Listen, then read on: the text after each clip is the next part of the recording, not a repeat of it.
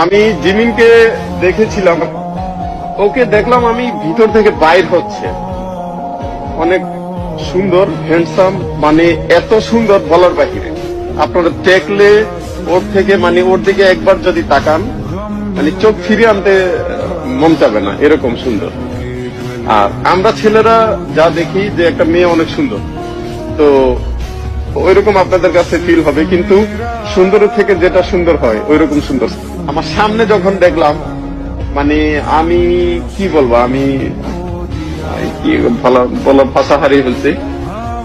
অসম্ভব সুন্দর, এত সুন্দর বলার বাহিরে। আমার চোখ লেগে গেছে। আমি একজন ছেলে